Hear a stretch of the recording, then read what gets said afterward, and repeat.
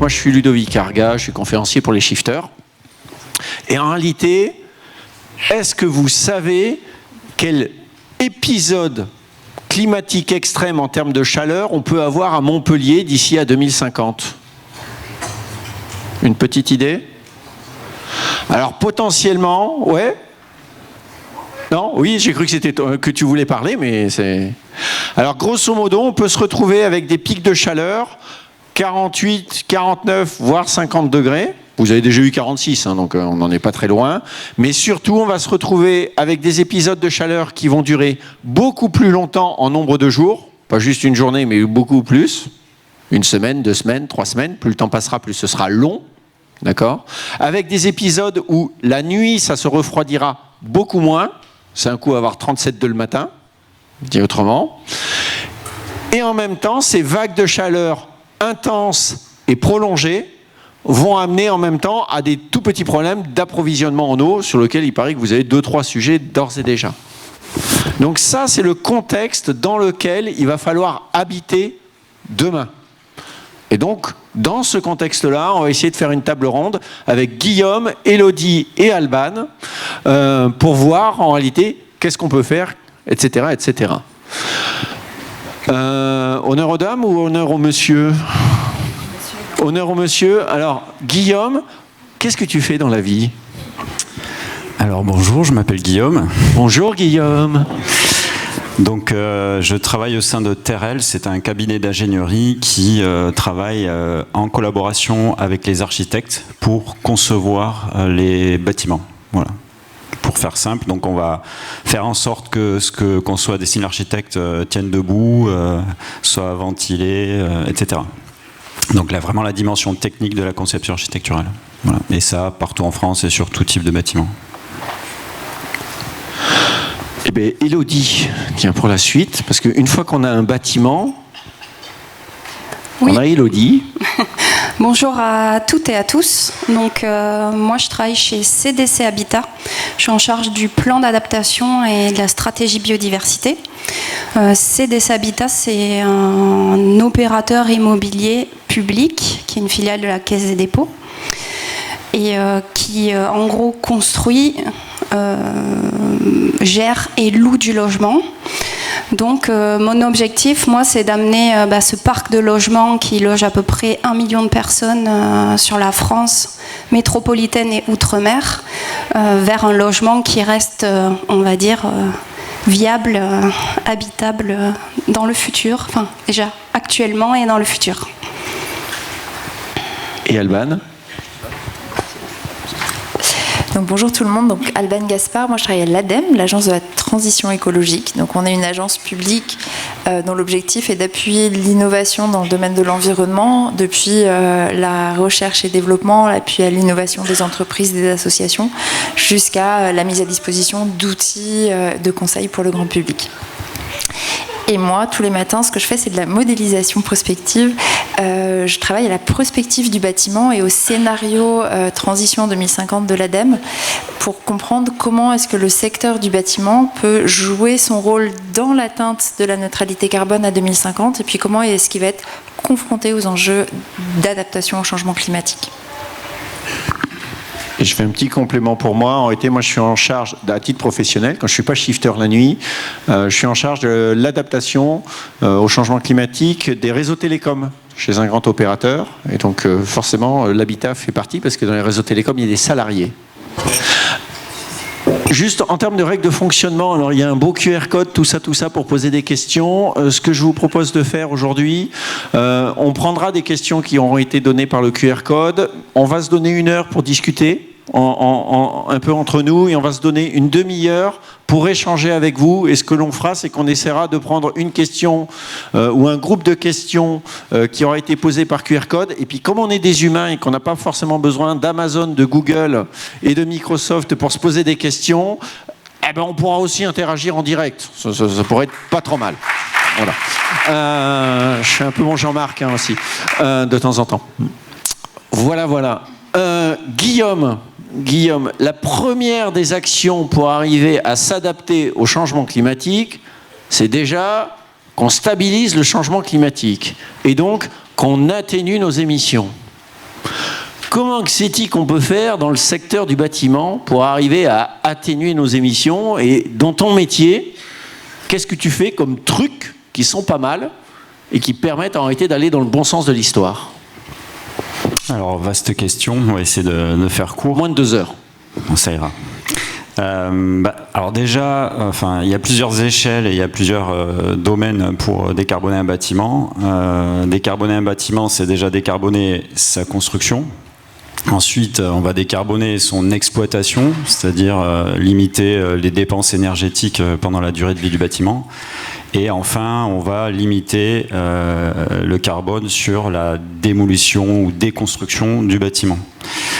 Voilà les 3 grands volets.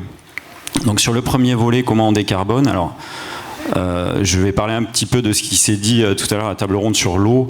Il y a évidemment des solutions techniques, technologiques qui peuvent être mises en œuvre, mais avant ça, on va essayer d'employer le bon sens et avant tout de mettre en œuvre des dispositifs qui ne sont pas techniques et qui ne vont pas coûter cher. Donc ça va être déjà faire de la conception bioclimatique, bien orienter un bâtiment, bien le protéger du soleil l'été.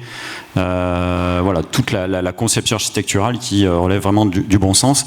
Et pour ça, on va notamment s'appuyer sur les connaissances ancestrales de nos anciens, puisque il y a 200 ans, quand on construisait des logements, on n'avait pas les de 180 ou 200 esclaves énergétiques que nous fournit le pétrole, et donc il fallait forcément décarboner, on n'avait pas le choix de toute façon. Donc aujourd'hui, on voit bien qu'on retourne vers notamment des modes constructifs qui emploient des matériaux bio et géosourcés, la terre, le bois, la paille, la pierre, etc. Donc il y a un gros travail qui est fait aujourd'hui pour remettre au goût du jour ces techniques constructives, en les rendant pour autant plus fiables et plus pérennes, d'où la réingénierie sur ces systèmes-là, mais qui finalement sont malgré tout des techniques traditionnelles que l'on connaissait déjà et que l'on emploie depuis très longtemps. Ensuite, sur l'exploitation du bâtiment et l'énergie, on va essayer de travailler sur des modes de rafraîchissement-ventilation qui sont moins technologiques. Par exemple, travailler sur la ventilation naturelle pour des salles de classe. Et ça, on y reviendra peut-être après, ça passe par la mobilisation des utilisateurs. Donc ça, c'est vraiment très important. Aujourd'hui, on se rend compte que la modernité, c'est d'avoir le moins possible à solliciter l'utilisateur pour vivre dans un bâtiment, et on voit bien que c'est très problématique. Donc il faut réapprendre ce que c'est que d'habiter un bâtiment et mobiliser les utilisateurs pour, en contrepartie, mettre en œuvre des solutions beaucoup moins carbonées, plus simples, et donc limiter les émissions. Et après, la fin de vie du bâtiment, c'est penser des systèmes constructifs et organiser des filières d'économie circulaire pour que l'on puisse facilement démonter, réemployer et limiter au maximum l'intervention sur des matériaux ou les systèmes constructifs de déconstruction pour les rendre à nouveau opérationnels. Voilà, grosso modo. Et tout ça, ça coûte un pognon de dingue ou pas? Et comment, en réalité, est-ce que vous êtes accompagné, aidé, etc. Et là, il y a peut-être Alban qui peut aider, je sais pas. Enfin, tu peux déjà dire, et puis ensuite Alban enchaîne. 2-3 choses sur l'économie, parce que effectivement, c'est le nerf de la guerre, on le sait bien. Aujourd'hui, le constat, c'est que construire avec des matériaux bio et géosourcés, par exemple, coûte plus cher que d'utiliser les systèmes traditionnels qui ont été mis en œuvre pendant les 30 Glorieuses pour faire face à des énormes besoins de construction. Et ça coûte plus cher notamment parce qu'il y a plus de main-d'œuvre. Alors évidemment, c'est biaisé à l'échelle macroéconomique parce que tout simplement le pétrole ne coûte pas encore assez cher. Bon, je ne rentrerai pas plus dans les détails et puis c'est pas mon métier, je suis pas compétent dans ce domaine. Donc pour faire face à ça, on essaie de réindustrialiser des systèmes constructifs vernaculaires anciens pour faire baisser les coûts, comme par exemple on l'a fait sur des systèmes de murs de briques de terre crue porteurs industrialisés. C'est pas des petites briques qu'on pose une par une et qui prennent du temps et donc de la manœuvre, mais des gros blocs qui sont posés avec des machines, certes un peu plus carbonés, mais globalement on a un bilan positif. Et le fait d'industrialiser fait chuter les coûts, on divise quasiment par 2 le coût d'un mur. Donc ça, c'est vraiment une piste. Ensuite, la question qui se pose, c'est comment on finance tout ça. Alors, je vais remercier l'ADEME, ça tombe bien, bizarrement. Mais en Occitanie, on a eu un dispositif qui malheureusement n'existe plus aujourd'hui, mais qui a existé pendant des années et qui finançait les projets exemplaires pour montrer que c'était possible donc d'utiliser de nouvelles techniques constructives, notamment bio-géosourcées. Et donc ça a permis quand même de démocratiser ces systèmes, de faire évoluer aussi la réglementation et les normes pour développer et massifier ces systèmes constructifs. Donc là, il y a vraiment un enjeu, et je remercie encore les organismes comme l'ADEME de pouvoir flécher des financements pour ce développement-là, quoi. Je passe la parole peut-être.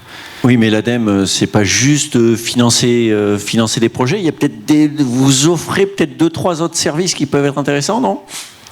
Alors effectivement, nous, notre rôle à l'ADEME, c'est d'appuyer l'innovation. Donc ça veut dire de financer des projets, des petits projets pour des projets en émergence, les gros projets via les fonds France 2030 qui là financent vraiment des mécanismes d'industrialisation. Donc comme vous le disiez, en fait il y a besoin d'aider des nouvelles filières à décoller et à faire ce saut qui fait que à un moment donné ça devient moins cher parce qu'on en fait plus et donc on peut se permettre d'être compétitif par rapport à d'autres solutions.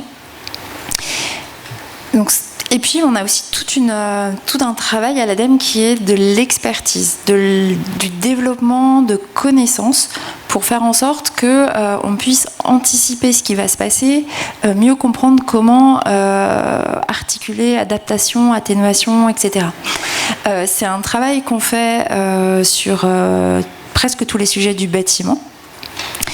Je pense qu'il faut bien avoir en tête de tout ce qu'on va vous raconter aujourd'hui sur la question d'adaptation. Il faut bien avoir en tête qu'on en est encore au stade où on apprend sur la question d'adaptation. On apprend parce qu'on vient au niveau français de se dire on va prendre une trajectoire de changement climatique qui s'appelle la TRAC et on va essayer de produire le plus d'informations disponibles pour tout le monde à partir de cette trajectoire, mais c'est une trajectoire, peut-être que le changement climatique en prendra une autre. Donc il y a un premier niveau d'incertitude sur quelle trajectoire de changement climatique on va prendre, et puis ensuite quels vont être les impacts de ce changement climatique. Donc on en est vraiment au moment où on commence à prendre conscience, connaissance de ces éléments-là. Et néanmoins, il faut quand même agir. Parce qu'on ne va pas attendre d'avoir toute la connaissance pour agir, parce que sinon on y sera encore demain. Donc du coup, on a tout un travail à l'ADEME qui essaye de stabiliser les connaissances existantes et puis les mettre à disposition. Alors pour vous donner un exemple sur les questions de chaleur, par exemple, petite page de pub pour des dispositifs ADEME, on a tout un ensemble de documents qui vont du grand public, quelqu'un qui se pose des questions, à quelqu'un qui veut creuser spécifiquement des aspects plus techniques. Là, par exemple, sur les vagues de chaleur, vous avez le comment je rafraîchis mon logement en été, quelques conseils en 3 pages, et puis un avis de l'ADEME. Là, vous avez 15 pages de documents un peu techniques sur les enjeux liés à la vague de chaleur. Ce qu'on fait aussi à l'ADEME, c'est qu'on essaye d'outiller les acteurs professionnels et notamment, on a travaillé avec Météo France sur la dernière année pour produire un jeu de données climatiques qui correspondent à la trajectoire de changement climatique à 2050 de la France, ce qui permet à ceux qui vont concevoir les bâtiments de les intégrer dans les calculs qu'ils font. Puisqu'à l'heure actuelle, on prenait la vague de chaleur de 2003. On sait que la vague de chaleur de 2003, elle est peu représentative de ce qu'on va vivre dans le futur. Ludovic en parlait tout à l'heure, notamment en termes de longueur des vagues de chaleur et d'intensité. Et donc, du coup, Météo France a fait tout un travail avec l'ADEME pour produire ces données. Et comme ça, ces données, tout le monde qui conçoit des bâtiments demain pourra les intégrer et voir si les logements y passent ou pas, en fait, le confort d'été dans un climat 2050. Et Guillaume, ça, tu le prends en compte ? C'est des éléments que tu arrives à intégrer dans ton travail ? Alors effectivement, aujourd'hui, on essaie... Et est-ce qu'il y a des demandes, je complète d'ailleurs, et est-ce qu'il y a des demandes, parce que tu peux l'intégrer parce que tu es au courant et tu veux l'intégrer dans tes nouveaux bâtiments, ces informations de l'ADEME, mais d'un point de vue, il y a aussi le client, le demandeur, le donneur d'ordre, lui, est-ce qu'il demande quelque chose, est-ce qu'il a conscience de quelque chose, etc. Alors, je laisserai parler le donneur d'ordre après. Alors, déjà, il faut bien retenir que la réglementation qui s'applique aux constructions neuves a évolué en 2022 avec la mise en place de la RE 2020, réglementation environnementale 2020, mais qui n'a démarré qu'en 2022. Le Covid est passé par là.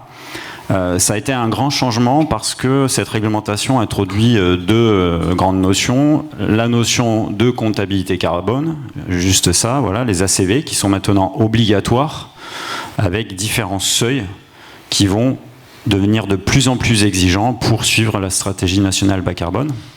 Donc le seuil 2022, c'était le premier seuil qui a été mis en place en 2022, et puis là on est passé au 1er janvier 2025 pour les dépôts de permis au seuil 2025 qui rajoute encore un peu plus de performance. Et le deuxième grand critère qui a été introduit par cette réglementation, c'est la notion de confort d'été. Donc voilà, bilan carbone, confort d'été, les deux nouveaux sujets qui sont venus via cette réglementation. Donc c'est quand même très intéressant, hein. On est un peu pionnier à l'échelle mondiale, hein, de systématiser, de rendre obligatoire ce bilan carbone avec des respects de seuils. Les premiers seuils n'étaient pas très exigeants, le but c'était vraiment de lancer la machine et de faire en sorte que on introduit cette notion dans la conception, l'exécution et l'utilisation des bâtiments. Et puis le seuil 2025 un peu plus contraignant, 2028 va être intéressant, 2031, et puis on n'a pas encore les suivants. Donc cette réglementation tient compte des données météo. Certains concepteurs ou maîtres d'ouvrage, donc clients, demandent à ce qu'on suive des fichiers météo plus contraignants et qui anticipent encore plus l'évolution du climat à 2050, 2100. Donc c'est une donnée d'entrée qu'on peut prendre nous pour faire nos calculs, à l'instar de ce qu'on a fait d'ailleurs avec le bailleur social de la ville de Toulouse qui nous a demandé de travailler sur un projet pilote qui est quel sera le standard constructif de 2050 et d'utiliser notamment des fichiers météo plus contraignants que ce que donne aujourd'hui la réglementation.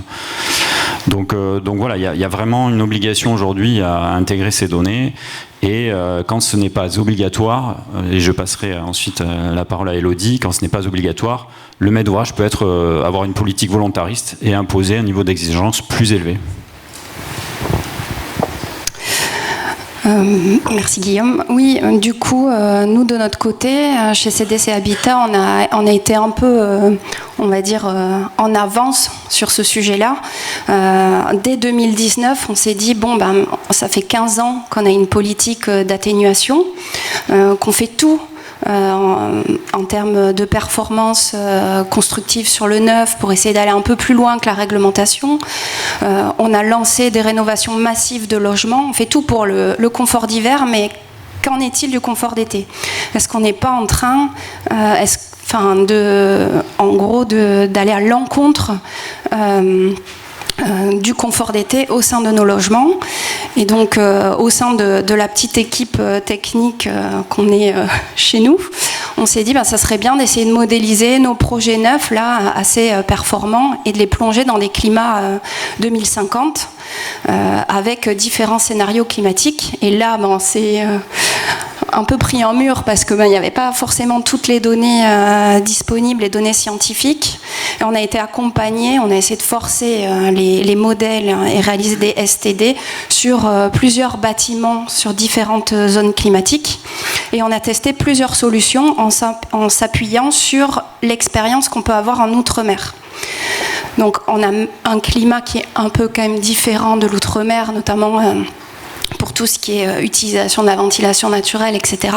Mais on a quand même une expérience, notamment sur l'efficacité des systèmes mis en place et sur l'entretien maintenance, sur qui les prend en charge, parce qu'on loue les logements, donc est-ce que c'est le locataire qui prend en charge tel ou tel système, ou est-ce que c'est le bailleur ?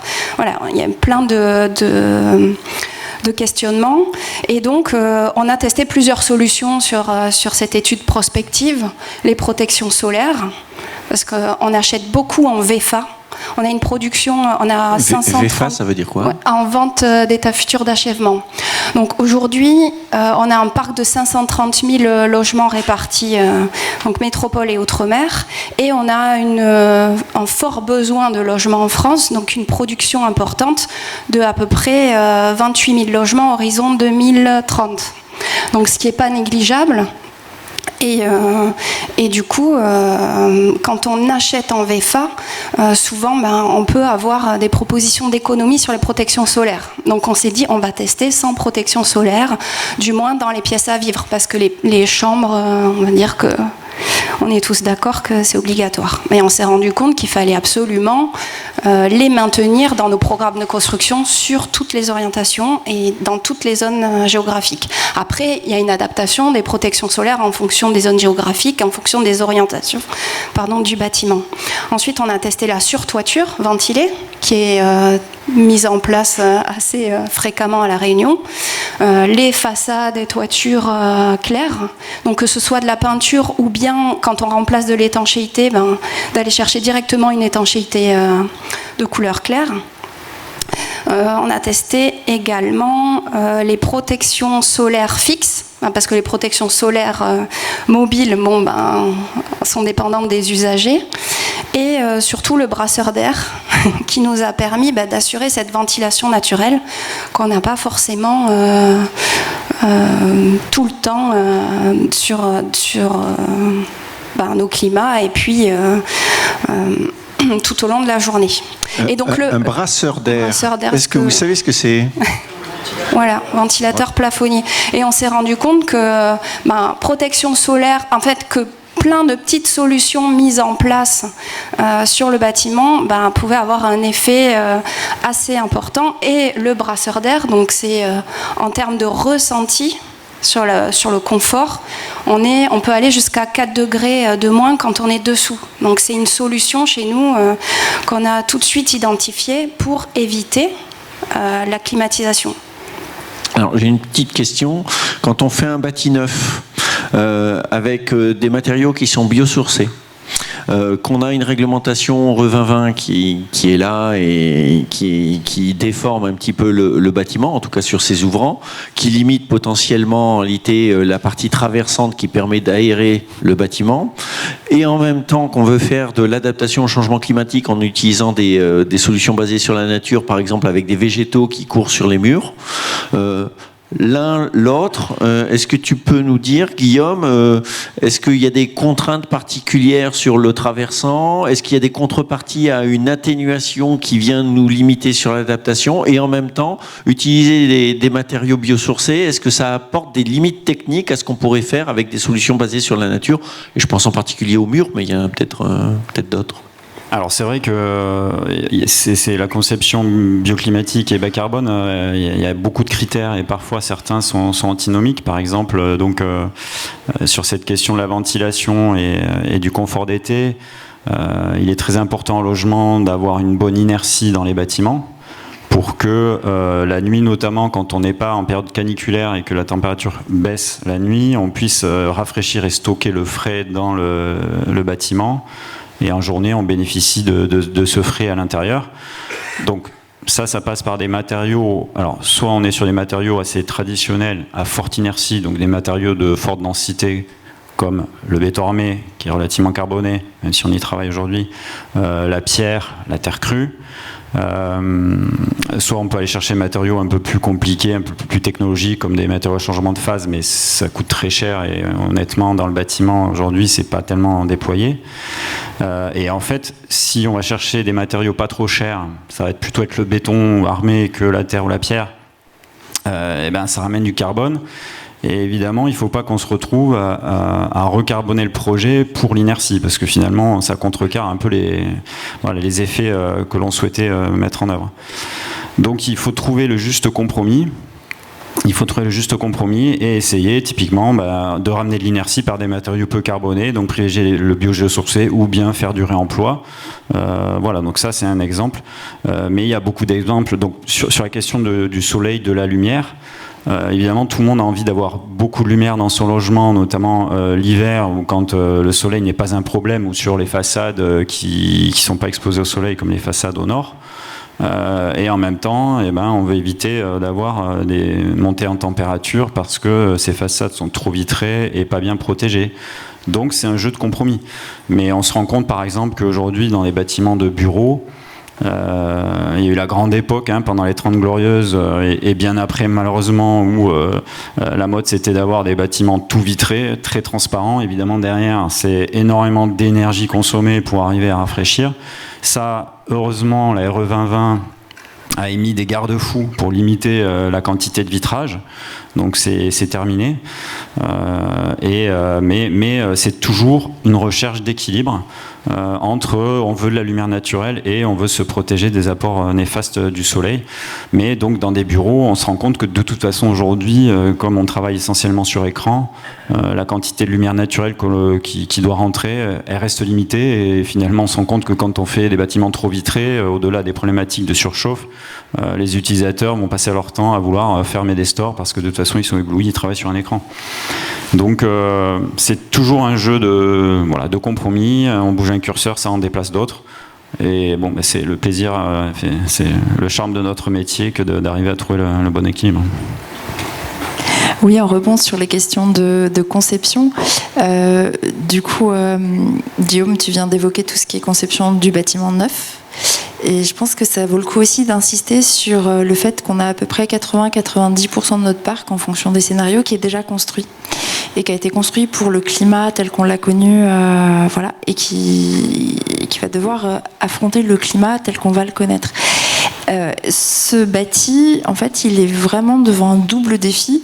C'est baisser sa consommation d'énergie, ses émissions carbone pour atténuer, et puis s'adapter en même temps pour prendre en compte ce qui va arriver.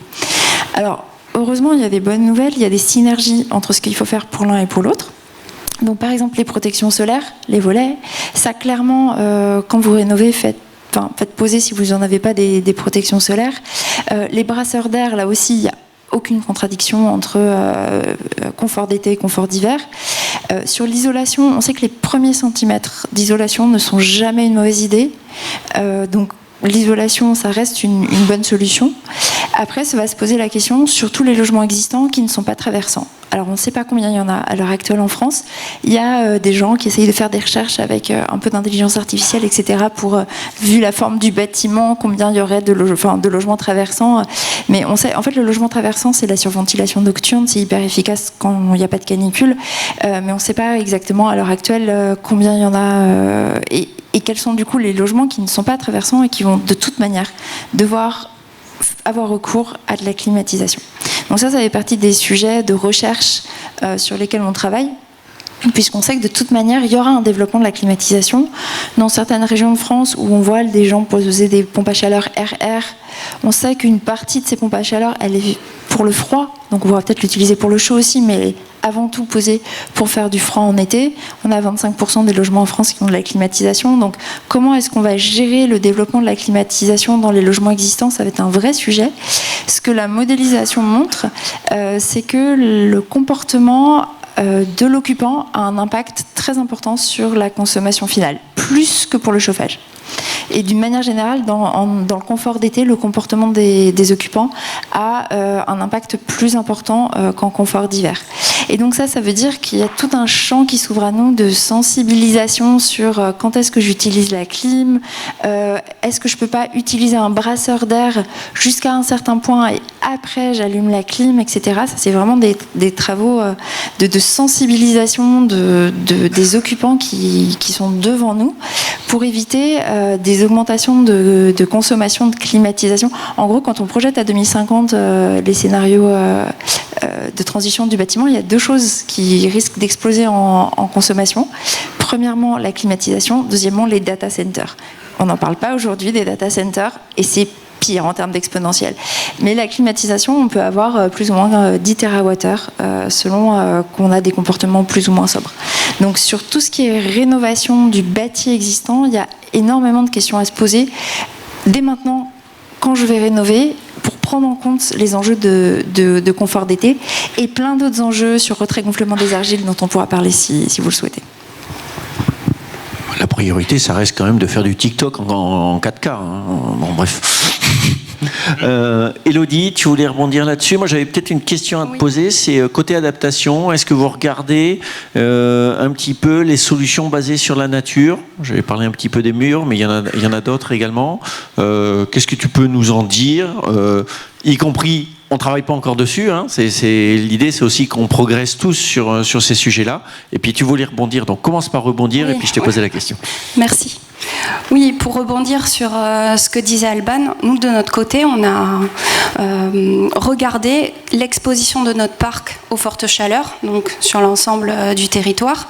On a identifié aussi leur vulnérabilité, donc on sait quelles sont les résidences aujourd'hui les plus critiques à horizon 2050, et on sait sur lesquelles il faut agir dès maintenant. Donc dès qu'on lance une rénovation, on la lance bien sûr pour l'instant sur une stratégie d'atténuation.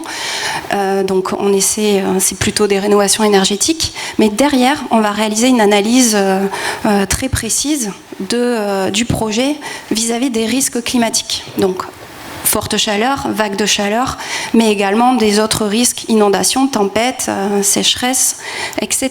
Dans le but d'assurer la sécurité. L'enjeu premier, c'est d'abord sécurité des locataires et ensuite l'attractivité du parc qui pourrait être encore vacant chez nous. Donc là, vraiment, on va réaliser ces diagnostics qu'on appelle, nous, des diagnostics de performance résilience. À l'instar des DPE, on a une note qui va de A, résilient, à G, vulnérable, pour l'ensemble de ces rénovations, mais également sur 10% du parc qu'on a identifié le plus critique, parce qu'on ne va pas agir que sur les rénaux, il faut aussi avancer sur le parc existant. Et donc, du coup, on a plusieurs types de préconisations qui vont sortir de ces diagnostics. On va avoir des préconisations plutôt d'ordre des travaux, donc on a évoqué notamment vis-à-vis de l'atténuation, donc protection solaire, etc., tout ce qu'on a évoqué. Des travaux un peu plus, donc des travaux plutôt lourds, des travaux beaucoup plus light, brasseurs d'air, des choses qu'on peut installer, des clapets anti-retour pour les inondations, des batards d'eau. Donc les batards d'eau, c'est pour stopper l'entrée de l'eau au niveau des ouvertures des logements. Et on a aussi des préconisations qui sont d'ordre organisationnel. Ces batards d'eau, qui va les poser ? Est-ce qu'on a un gardien sur place ? Comment on s'organise pour gérer le risque en cas de canicule ? Qu'est-ce qu'on fait, nous, bailleurs, auprès de nos locataires pour accompagner les locataires ? Qu'est-ce qu'on fait en termes de prévention ? Est-ce qu'on ne dit rien aux personnes qui vont chercher leur voiture en sous-sol en cas d'inondation ? Est-ce qu'on accompagne les gens sur l'usage de leur protection solaire mobile ? Donc il y a des personnes qui partent au travail aujourd'hui et qui laissent leur volet allumé en plein été, ouvert en plein été. Donc ça, c'est comment on les accompagne également. Vous faites des formations ?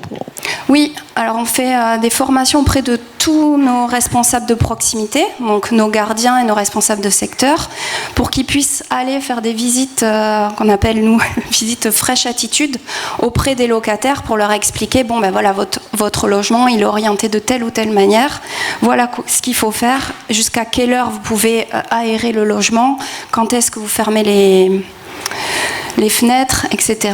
Le fait d'éviter d'allumer son four aussi, qui consomme et qui rejette de la chaleur comme un radiateur au sein du logement. Donc voilà, c'est plein de petites astuces qui peuvent être données aux locataires pour leurs usages. Et comment ils le prennent ? Vous avez des retours un petit peu terrain sur ils m'emmerdent avec leur truc, c'est super, j'ai gagné 3 degrés dans mon... Parce que c'est l'ordre de grandeur, on peut gagner 3 degrés. Donc c'est super, j'ai gagné 3 degrés et en plus ça me coûte rien. Alors là, c'est tout récent et d'ailleurs on le teste sur des résidences pour lesquelles on a fait des enquêtes locataires avant travaux de rénovation. Ils avaient tous mis leur climatisation individuelle, on les a retirés pour les travaux et on leur a installé des brasseurs d'air. Donc on leur a fait la visite fraîche attitude pour leur évoquer les bons usages, etc. Et là on doit revenir après travaux et après au moins passer l'été 2025 pour voir comment ils prennent et comment ils vivent dans leur logement avec le brasseur d'air à la place de la clim. Et surtout la rénovation également mise en place au sein de leur logement. Guillaume, ça t'inspire quelque chose ou pas ? Complètement, on en a parlé tout à l'heure. Alors, on travaille, je vais reprendre l'exemple du travail que l'on mène avec le bailleur social de la ville de Toulouse pour ce fameux bâtiment pilote été 2050. Alors en fait, il faut savoir quand même qu'au départ, le maître d'ouvrage est venu nous chercher en nous disant voilà, on veut un bâtiment qui va permettre de s'adapter et de lutter contre le réchauffement climatique, mais il n'y avait pas du tout le volet il faut traiter la cause et il faut le décarboner. Voilà, donc ça, on a alerté là-dessus évidemment, et c'est un pilier de la conception. Le premier volet. Et ensuite, donc, on a vraiment incité le bailleur à faire ce travail de pédagogie auprès des utilisateurs pour qu'on puisse mettre en œuvre des systèmes très simples de protection solaire, ventilation, etc. Et on leur a proposé de faire de la pédagogie, peut-être au travers de formation des habitants, comme ça a été présenté par Elodie. Et on a aussi proposé, comme c'est le bailleur social de la ville, qu'il se rapproche de ses collègues du service de l'éducation et que des ateliers pédagogiques soient montés dans les écoles de quartier où il y auront les enfants qui habitent dans l'immeuble pour qu'ils soient formés et deviennent des ambassadeurs du bon sens de l'habiter intelligent et notamment au regard des problématiques de confort d'été. Alors, c'est pas simple et je sais pas si on aboutira, mais en tout cas, c'était vraiment l'idée de coupler une conception à un usage et à de la pédagogie. C'est vrai qu'on regrette un petit peu l'absence dans certains bâtiments des concierges, parce que finalement, ils auraient pu être les premiers ambassadeurs. D'autant plus qu'ils habitent sur place, parce que c'est ça qui est important aussi, je pense, c'est intéressant quand c'est quelqu'un qui habite sur place et qui est confronté à la même problématique. Les gens peuvent venir chez lui, se rendre compte qu'il n'a pas rajouté de clim et qu'il est 3 degrés ou 4 degrés plus froid que le logement d'à côté. Donc voilà. Ça se fera pas comme ça, mais au travers de la pédagogie, et notamment des enfants, parce que finalement, apprendre à bien utiliser un bâtiment en bioclimatisme, ce sont des notions qui peuvent s'apprendre dès l'école primaire. C'est quand même assez simple à mettre en œuvre, à comprendre. Tu veux rajouter ? Très bien. Peut-être ajouter qu'un des défis de la transition du bâtiment, c'est potentiellement le fait qu'on va avoir des parcs à plusieurs vitesses. Là, on a l'exemple d'un bailleur social où on a une équipe, des compétences, du temps, des ressources pour réfléchir à la question, pour concevoir des rénovations qui sont bien, qui sont efficaces, pour même aller analyser ce qui se passe après, etc. Ce qui est du coup quand même une super pratique, quoi. Ça permet de voir si ce qu'on avait conçu se réalise.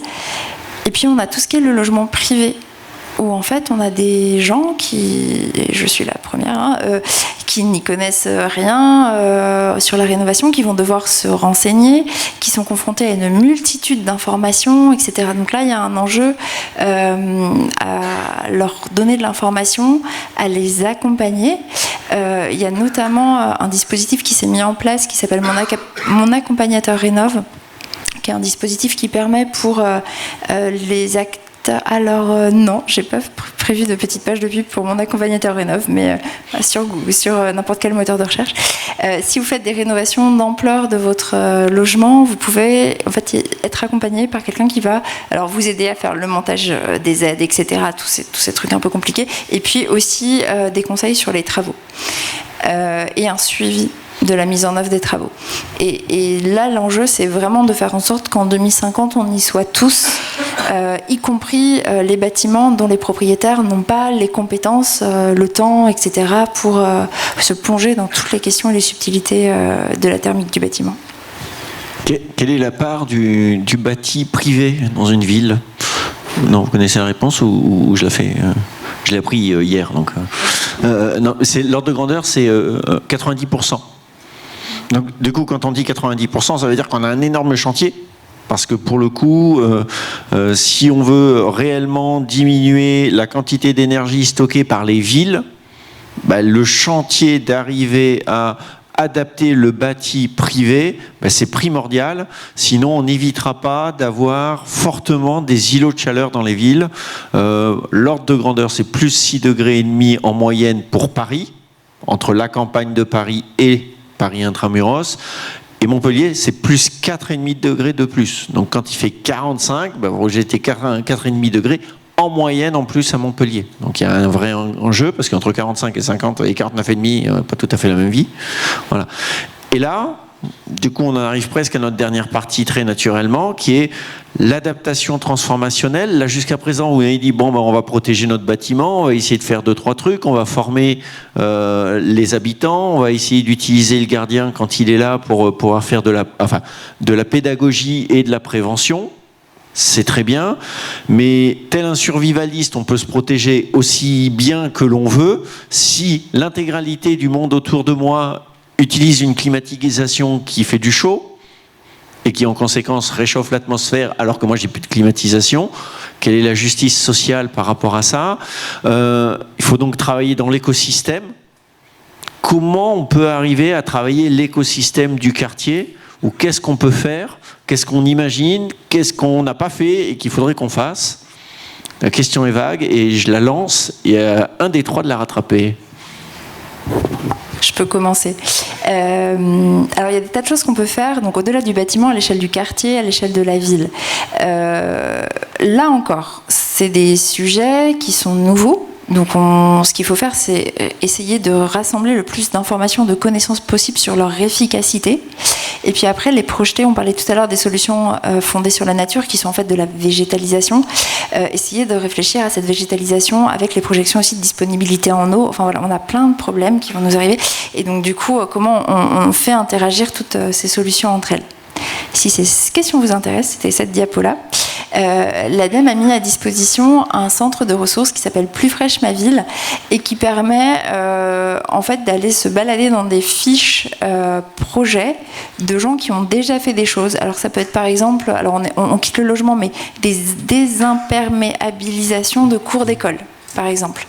Ça c'est super, ça permet à l'eau de s'infiltrer, ça évite cette espèce de chaleur qui monte du goudron dans lequel on envoie les enfants jouer, etc. Donc n'hésitez pas si ça vous intéresse, et vous pouvez aussi créer votre projet, récupérer les fiches qui vous intéressent. Donc ça c'est un centre de ressources à aller voir sans modération. Et j'avais autre chose que je voulais dire mais que j'ai oublié. Mais ça va revenir. Mais ça va revenir, donc je vais passer la parole. Alors effectivement, quand la ville est déjà là, c'est quand même plus compliqué, hein, on va pas se mentir.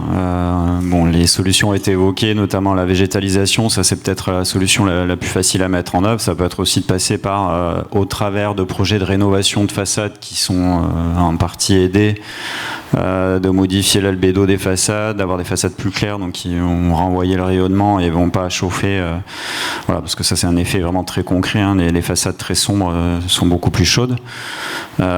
Ensuite, c'est pas facile et donc il faut déjà s'atteler pour les nouveaux quartiers, les quartiers en construction, les ZAC, etc. Là, pour le coup, à intégrer dès le départ dans la conception qui va être faite par l'urbaniste tous les dispositifs à l'échelle urbaine, qui vont permettre de limiter ces effets îlots de chaleur avec notamment le travail sur la largeur des rues, un travail sur les écoulements des flux des vents, hein, la rose des vents, parce que on en revient encore au bon sens paysan, mais voilà, à l'échelle du quartier, le travail avec le vent et les vents dominants, puisqu'on sait que dans chaque ville, selon le contexte du relief local et la proximité de l'océan, l'orientation des vents dominants n'est pas la même, et il faut vraiment travailler là-dessus pour que la ville soit ventilée. Et donc ça passe par des études aujourd'hui, des simulations qu'on maîtrise tout à fait, et qui doivent être intégrées. Donc quand la ville est déjà là, c'est plus compliqué. Pour autant, on se rend compte qu'il y avait du bon sens à l'époque et certaines villes sont déjà très bien orientées vis-à-vis de ces effets de vent. Mais ça peut être contre-productif. Par exemple, à Bordeaux, il y a eu tout un travail qui a été fait par un urbaniste sur une ZAC où la volonté était de maximiser la lumière naturelle dans les rues, les questions d'optimisation d'ensoleillement, et en fait, c'est des modélisations qui ont été faites en 3 dimensions et qui ont généré des formes de bâtiments pour chaque îlot. Et ensuite, chaque projet de construction devait respecter ces formes. Mais c'était des formes très compliquées, de par l'orientation des rues, etc. Et qui ont généré beaucoup de surcoûts et beaucoup de carbone, parce qu'il fallait matérialiser par des matériaux type acier qui sont très carbonés, donc c'est volumétrie. Voilà, donc on est encore, comme je disais tout à l'heure, dans des antagonismes de conception qui nécessitent de trouver le bon équilibre, de placer le curseur au bon endroit. Alors, je vais compléter un petit peu parce que quand on parle d'urbanisme, en conséquence, on parle sur quelque chose dont l'échéance c'est plutôt la centaine d'années. Avant de transformer une ville, c'est à peu près l'ordre de grandeur. Du coup, quand on réfléchit à un nouvel urbanisme, c'est pas le climat de 2050 qui nous intéresse, c'est le climat de 2125, peu de choses près. Est-ce que tu as déjà entendu parler de ça sur un projet d'urbanisme? Projetons-nous sur un climat de 2125. Sur la montée des eaux, il y a quelques personnes qui réfléchissent à ce genre de choses. Alors, du côté monde scientifique, côté adaptation, bon, pour le côté ville, pas trop. En ville, ça existe? Ça n'existe pas? L'ADEME, peut-être? Je ne suis pas urbaniste, alors je ne sais pas répondre à cette question, mais... mais justement, je fais exprès de lancer des pièges. Il faut avoir les données et les projections, mais de plus en plus, quand même, encore une fois, on a tendance à prendre des données météo extrapolées qui vont plus loin que les données réglementaires, donc notamment les données issues du GIEC, etc. Donc, mais évidemment, effectivement, l'échelle du temps long est encore plus prégnante en urbanisme, et donc c'est important d'anticiper. Ouais. Je peux peut-être juste vous donner une info sur 2100. Alors déjà, c'est très compliqué, hein, le climat de 2100, vous entendez bien, parce qu'avec les incertitudes qu'on a sur le changement climatique. Néanmoins, une des premières études qui existe sur le retrait du trait de côte, c'est une étude qui a été publiée par le CEREMA l'année dernière, de mémoire, et qui chiffre en fait le nombre de logements qui vont être impactés 2050 à 2100 par le retrait du trait de côte. Alors à 2005, je vous donne pas les chiffres parce que j'aurais pu les préparer, mais je l'ai pas fait. Mais à 2050, l'enjeu n'est pas énorme. À 2100, il commence à être assez important. Du coup, on va se poser la question maintenant qu'on a cette information, comment est-ce qu'on anticipe ce qui va se passer à 2100? Est-ce que même dès 2050, on ne va pas commencer à faire du retrait stratégique sur certains territoires? Ça fait partie des questions. Sur le climat 2100 et la chaleur, il y a aussi une étude, si ça vous intéresse, alors ça fait partie des recherches qu'on finance à l'ADEME, donc ça fait des rapports de 300 pages, mais qui s'appelle Résilience, avec un A, et qui a projeté les bâtiments dans un climat 2050 et dans un climat 2100, pour voir quand est-ce que ça passe et quand est-ce que ça passe plus en termes de confort. Je peux compléter peut-être en termes en tant que donneur d'ordre, il est difficile de se projeter aussi loin. Pour plusieurs raisons, hein, parce que déjà, nous on a plutôt des stratégies, on essaie d'avoir des stratégies long terme, donc déjà 2050, mais tous nos budgets, entretien, maintenance, rénovation, etc., ils sont plus à court terme, 5-10 ans. Et puis 2100, ça reste loin, et on voit aujourd'hui, on ne voit pas trop d'impact clairement sur le marché de l'immobilier. Si on parle immobilier, nous on a comparé la carte augmentation des températures et la carte attractivité, et notamment l'attractivité des seniors. Et en fait, c'est des cartes qui se corrèlent totalement. Donc les gens vont encore là où demain, où il fait déjà chaud, et où demain il fera encore plus chaud. Donc sur le marché, ça ne se traduit pas pour l'instant. Ça commence à se traduire pour le risque inondation, le risque submersion marine, recul du trait de côte, etc. Mais sur la question de la chaleur, c'est pas encore visible chez nous. Tu veux continuer? Il y a peut-être juste un endroit où ça se voit, c'est sur l'immobilier de tourisme, où les Bretons nous disent qu'ils voient des flux de tourisme plus importants ces dernières années. Mais effectivement, sur l'immobilier résidentiel à l'année, on ne voit pas. C'est terrible, hein. Tout le monde fuit vers la Bretagne. Dans le cadre, alors c'est une question improvisée, mais vous allez adorer. En réalité, dans le cadre de l'adaptation au changement climatique et sur le risque de vagues de chaleur, est-ce que vous avez des approches, on a parlé de projection climatique, mais est-ce que vous essayez d'avoir des approches par scénario ? Tout à l'heure, j'ai dit, potentiellement, c'est une crise où on va avoir, donc une crise, alors on est dans un processus climatique, mais on peut avoir une crise météorologique. Cette crise météorologique, c'est 40-50 jours avec des pics à 48, 49, du 25, 26 degrés la nuit. Voilà. Ça va amener tout un tas de limites. En réalité, on va aller titiller les limites de ce que l'on a prévu en termes d'adaptation. Est-ce que ça, vous essayez de réfléchir par des approches par scénario? Alors ça peut être non la réponse, en réalité l'idée c'est aussi de faire réfléchir la salle. Est-ce que vous commencez à vous dire oui ce serait intéressant de regarder mais on ne le fait pas encore? On a déjà commencé? Où est-ce que vous en êtes? Alors, on en est, nous, entre deux salves de scénarios, mais un petit peu comme le Shift. Donc, on a publié nos premiers scénarios de transition 2050 en 2021 et on est en train de refondre ces scénarios pour republier quelque chose dans les années à venir. Et donc, on reprend ces questions d'adaptation au changement climatique et on va essayer de croiser avec la disponibilité en eau, l'amélioration des connaissances qu'on a maintenant sur les impacts du changement climatique. L'enjeu, c'est de faire un truc le plus systémique possible. Alors, ça revient un peu sur ta question sur comment on fait système à partir de tout ça. C'est très compliqué si on regarde juste un sujet. Mais si on se dit, bon alors le bâtiment demain, sachant qu'il y aura des espaces où il y aura des problèmes d'eau, qu'on voit déjà. À l'heure actuelle, il y a déjà des communes où ils ont suspendu les attributions de permis de construire pour cause de disponibilité en eau. Donc on les voit dès 2024. Donc des enjeux en eau, des enjeux en chaleur, des enjeux en retrait-gonflement des argiles, des enjeux en retrait du trait de côte.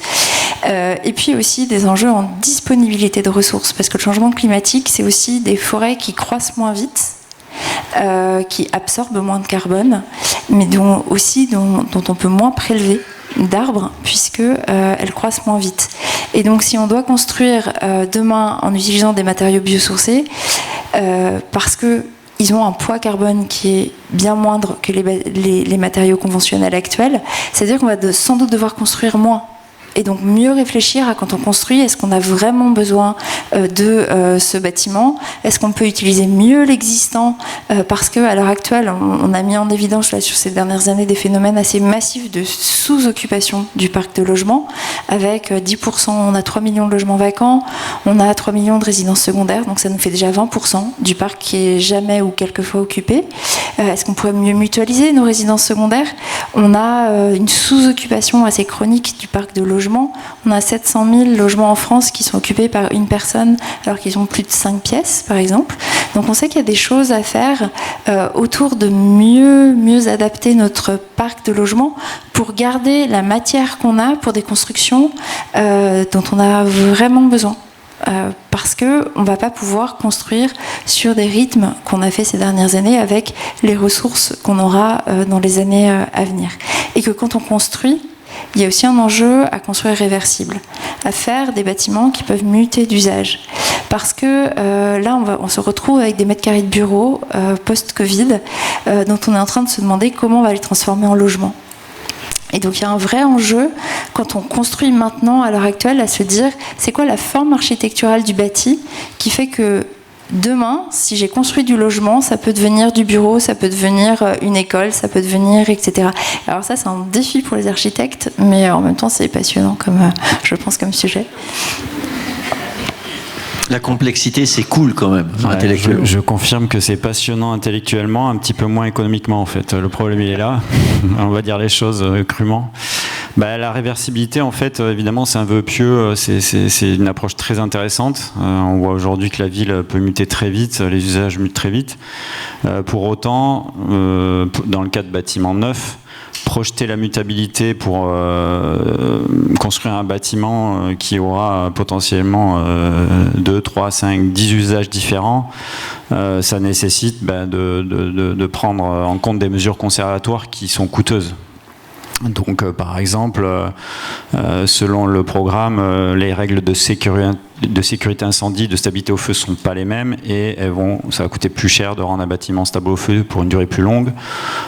Sur les contraintes acoustiques, il y a moins de contraintes acoustiques entre 2 étages pour un bâtiment de bureau que pour un bâtiment de logement. Donc si on fait des bureaux et qu'on dit un jour ça peut devenir du logement, il y a des mesures conservatoires pour traiter ce sujet.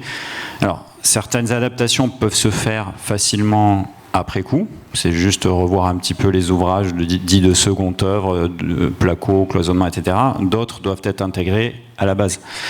Et aujourd'hui, on sait bien que les réserves économiques pour construire, elles sont très très limitées. On nous demande de construire à des coûts très bas.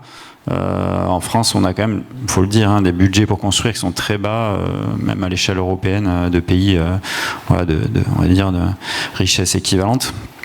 Donc c'est compliqué et la solution c'est peut-être plus de réfléchir à des modes d'habiter qui permettent de muter au sein d'un bâtiment. Je donne l'exemple d'un projet d'habitat groupé à Toulouse où il y a 17 logements, il y a des logements de taille très différentes et ils ont envisagé de pouvoir passer d'un appart à l'autre. Il n'y a pas la notion d'appartenance à un logement plus qu'à un autre et l'idée c'est c'est un couple seul, le jour où ils ont un enfant, ils pourront peut-être passer dans l'appart du dessous où les enfants sont grands, sont partis faire leurs études. Bon, ça c'est peut-être des pistes aussi à envisager qui sont moins problématiques d'un point de vue économique et d'un point de vue aussi carbone, parce que quand je dis ça coûte plus cher d'anticiper l'évolution, c'est aussi plus de carbone pour anticiper. Donc, Oui, on se fiche de l'argent chez Shifter, c'est pas un sujet. Je suis pas d'accord. Ça ne m'étonne pas. Élodie, je vais avoir une question. Moi, je suis locataire chez toi. C'est vachement bien. Tu m'as fait un bâtiment qui était super bien adapté. Mais là, on est en 2050. On arrive vraiment aux limites dures. Donc, ton brasseur d'air, c'est vachement bien, mais ça suffit plus. D'accord ? J'ai vraiment besoin d'air, mais en même temps, j'ai pas suffisamment d'argent. Tu veux même pas que je mette une clim. Mais tu m'offres quoi comme solution pour que j'arrive à dormir dans cette période qui est insupportable ? Est-ce que vous réfléchissez à ça ? Est-ce que vous réfléchissez justement à des solutions qui soient transformationnelles, pour le coup, dans la pratique, dans le vécu du logement ? Parce que là, on est au bout du bout. On sait que c'est pas terrible de faire notre cas, et donc, quoi que c'est-il qu'on peut faire ? On n'est qu'au début, on va dire, exactement, de c'est bien ça. Réflexion. C'est vrai qu'on a des demandes de plus en plus croissantes de locataires qui nous disent on veut installer la clim.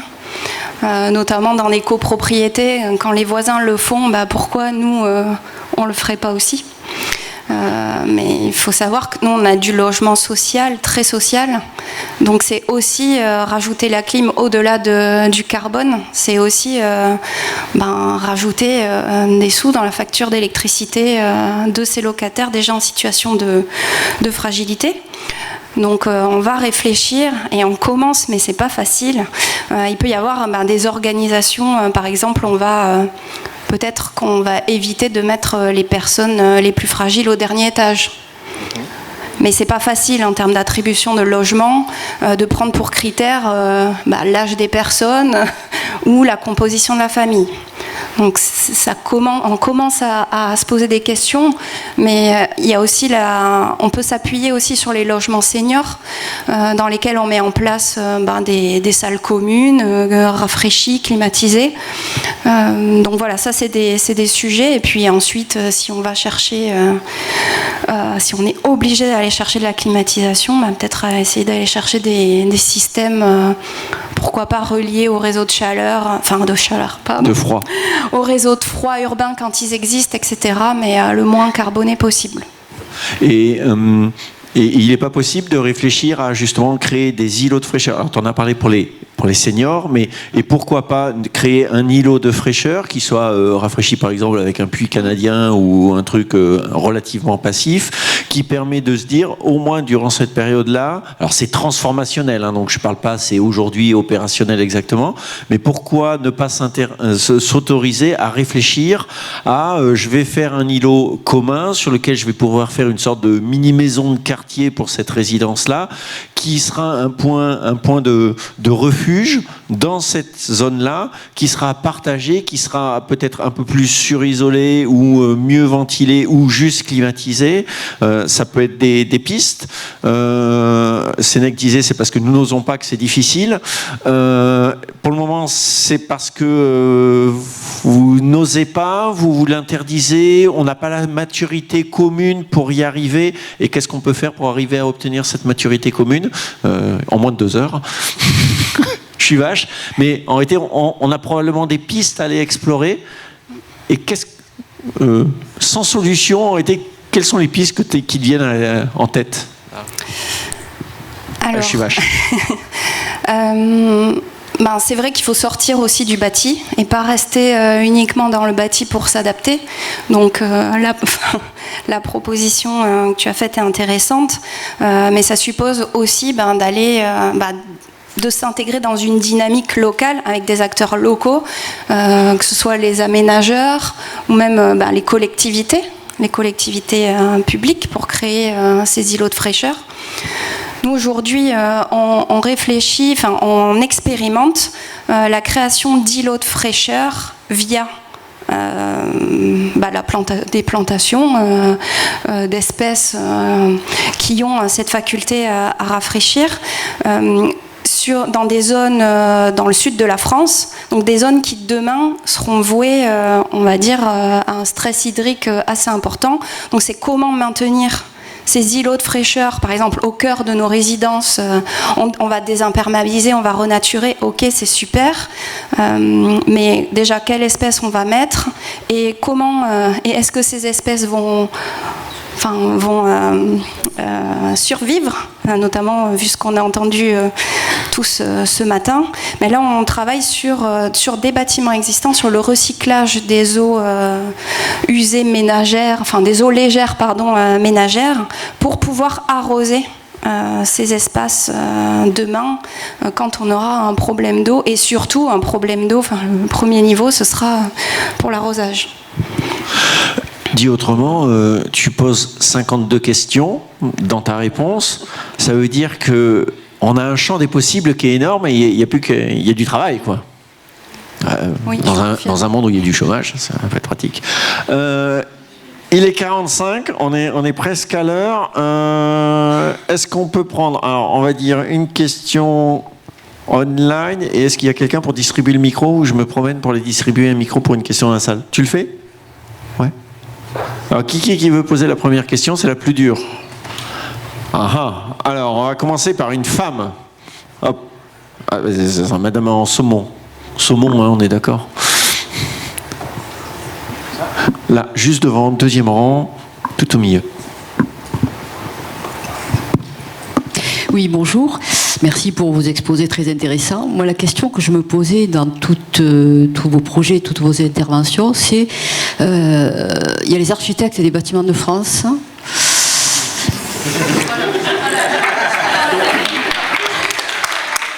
Ne quittez pas, quelqu'un va vous répondre. Alors, j'ai rien contre les architectes des bâtiments de France, puisqu'ils appliquent une réglementation. Le problème, c'est la réglementation qu'il y a autour des quartiers historiques, pour lesquels on ne peut rien faire. On ne peut pas peindre les maisons en tout blanc, on ne peut pas peindre le toit, on peut rien faire. Donc, est-ce que vous avez des pistes? Est-ce que vous avez travaillé là-dessus? Est-ce qu'il y a quelque chose à faire, hein? Qui veut la prendre, celle-là? Ça se bat pas au portillon, hein?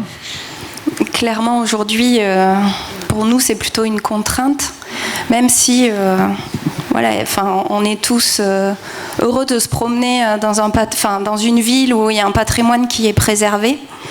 Mais oui, c'est une contrainte, mais je pense qu'il y a des discussions qui peuvent s'engager aussi avec les architectes des bâtiments de France. Je ne sais pas si tu voulais répondre. C'est dur. Non, je sais pas. Allez, je vais prendre là. Si je peux juste peut-être compléter, par exemple pour la pose de climatisation, ça va venir, on va dire, à l'encontre de la pose de clim en façade. Donc là, c'est aussi un point positif pour nous. C'est-à-dire que on va aller chercher d'autres solutions que de mettre une unité extérieure en façade. Donc voilà, il y a vraiment les deux volets. Des solutions, il y en a plein. Alors, pour information, il a récupéré le micro, mais il distribuera le micro par la suite. De répondre. Tu veux répondre aussi? Vas-y. Non, alors déjà, il faut savoir que l'ancien n'est pas forcément le bâtiment le moins bien conçu du point de vue du confort d'été. Je tiens à le répéter quand même, que les bâtiments les plus problématiques sont plutôt ceux qui ont été produits pendant les 30 Glorieuses. Bâti ancien, il y a beaucoup d'inertie, etc. Donc il y a des vertus qui peuvent être réexploitées s'il y a vraiment l'impossibilité de toucher aux façades. et des dispositifs de tour avant ou de ventilation naturelle qu'on peut remettre au goût du jour sur ce type de bâtiment. Je ne dis pas que c'est simple parce que ça pose beaucoup de problématiques sur des questions réglementaires, acoustiques, sécurité incendie, etc. Mais finalement, on sait bien que les anciens savaient très bien traiter le confort d'été dans des pays de Méditerranée, la Syrie. Moi, j'ai visité des bâtiments en Syrie, à Alep, avec des systèmes de ventilation dans des armoires, enfin très très intelligents, totalement naturels et qui fonctionnaient sur des températures bien supérieures à celles qu'on projette ici. Donc voilà, c'est juste qu'il faut revenir à de la conception low-tech et s'adapter à ça. Donc finalement, j'ai envie de dire presque c'est une contrainte intéressante, quoi. Oui, le seul sujet, c'est comment on adapte. C'est comment on adapte la réglementation à un climat qui galope en réalité. Oui, du coup, moi j'avais une question par rapport à la trajectoire TRAC. Ça correspondait à plus combien et à quel horizon? Et deuxième question, c'est est-ce que c'est en ligne? Est-ce que c'est conforme à la SNBC? Et voilà. Alors, le quiz sur la trajectoire TRAC, j'espère ne pas vous dire de bêtises, mais tout est disponible sur le site internet du ministère. De mémoire, c'est plus 2,7 à horizon. Alors, c'est compliqué parce que la TRAC, c'est des augmentations de température, et puis après, par simplicité, ils mettent dessus un horizon temporel pour qu'on s'y retrouve à peu près. Donc, on a plus 2,7 à horizon 2050. Exactement. Oui. Merci, c'est bon, j'ai confirmation. Le lien avec la SNBC. La SNBC actuelle, la SNBC 2, qui est en vigueur. Stratégie nationale bas carbone. C'est le document d'orientation de la France sur comment on va arriver à la neutralité carbone à 2050. Donc c'est le document officiel qui correspond au scénario Shift 2050. En fait, c'est la même logique. C'est juste que la France se dote d'un seul scénario qui est celui de la stratégie nationale bas carbone.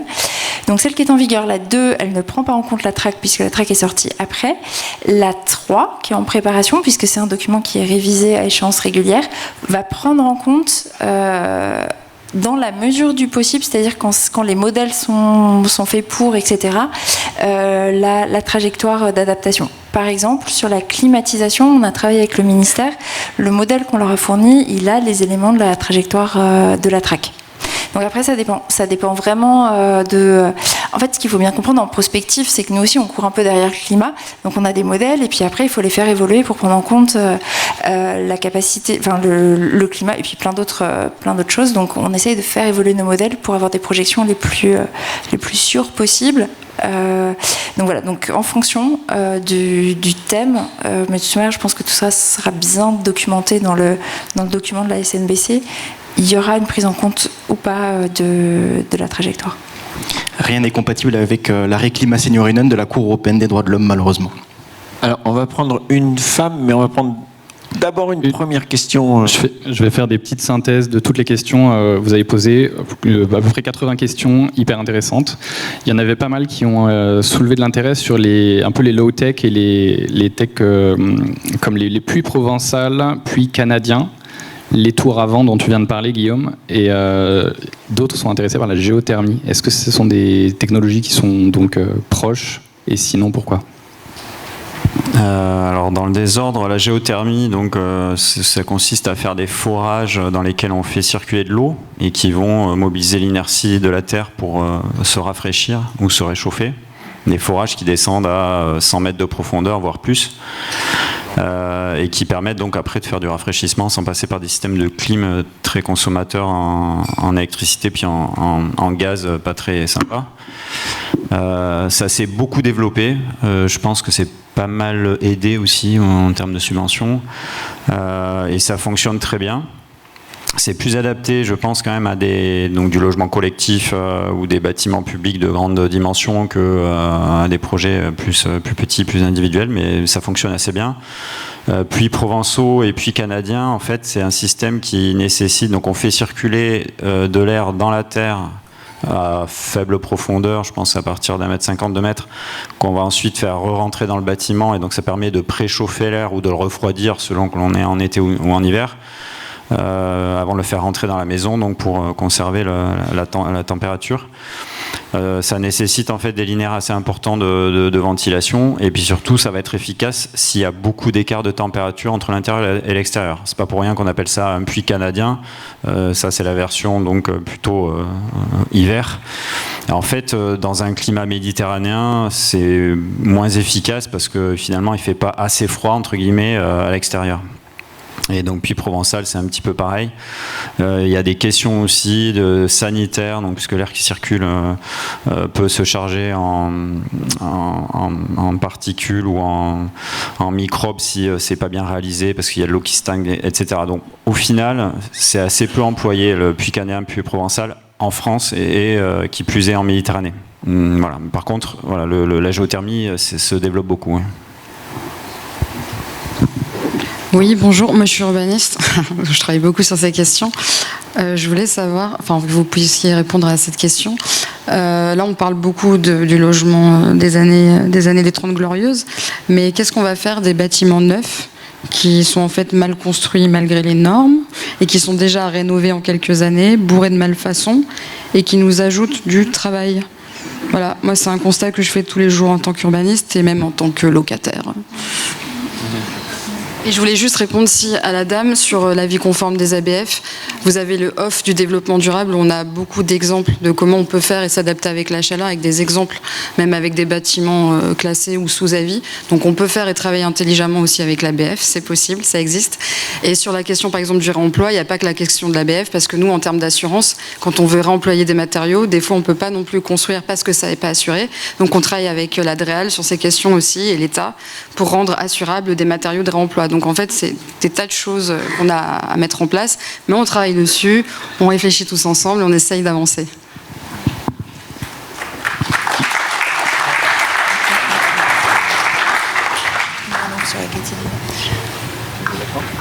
Oui, je peux juste, nous de notre côté, pour tout ce qui est production neuve, donc tout ce qu'on va acheter ou construire, on fait une analyse maintenant systématique, donc ce n'était pas le cas avant 2019, mais on fait une analyse systématique vis-à-vis de l'exposition aux aléas climatiques et notamment les vagues de chaleur, forte chaleur. Et on demande à ce que les projets, donc entrant dans notre stock, embarquent des solutions d'adaptation vis-à-vis de ces éléments-là, mais c'est sûr que c'est pas facile et ça nous vaut beaucoup d'allers-retours. Enfin, c'est pas facile. Au final, les solutions, elles sont assez simples. Hein. Mais par exemple, quand on va demander une hauteur sous plafond qui peut accueillir des brasseurs d'air, il la faut. Enfin, il faut l'exiger. Mais ça sous-entend peut-être un étage en moins dans le bâtiment. Donc X logements en moins et X logements qui ne seront pas commercialisés.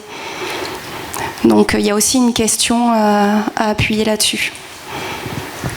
Je ne sais pas si j'ai répondu. Ouais, pas à tout. Passe-lui le micro. On va essayer de prendre au fond parce qu'on a pris plus par là. Je profite de l'occasion pour dire qu'à plus 2,7 degrés à 2050, c'est plus 4 degrés à vitam aeternam. Et du coup, techniquement, plus de végétaux, plus rien. Donc voilà. Oh, on n'est pas là pour inventer l'ambiance. Hein. J'ai une question pour oui, le micro. Moi j'aurais deux questions en une. La première, c'est que je suis en recherche d'emploi et je m'aperçois qu'il y a énormément d'entreprises qui font du CVC. Il y a pratiquement 80% des annonces qui sont là-dessus et vous êtes en train de parler de la climatisation qui ne serait pas la meilleure des solutions. Donc, qu'est-ce qui est fait pour pousser les entreprises à aller un peu plus vers d'autres solutions? Et la deuxième, qui est sous forme un peu de blague, au monsieur qui a fait du télécom, puisque je viens du télécom, est-ce qu'il est dans les perspectives urbaniques de gérer par l'IA une certaine domotique d'un quartier?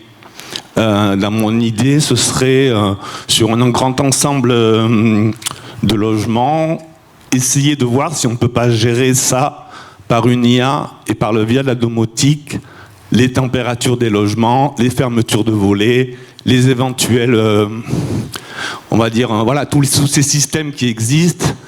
Est-ce que ça, c'est quelque chose qui pourrait exister et qui éventuellement pourrait pas être une solution sur un quartier entier?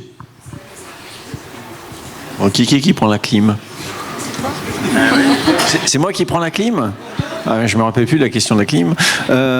C'était juste sur la quantité d'offres d'emploi sur le CVC. Si tu veux, je peux parler de l'impact électrique. Ça, c'est...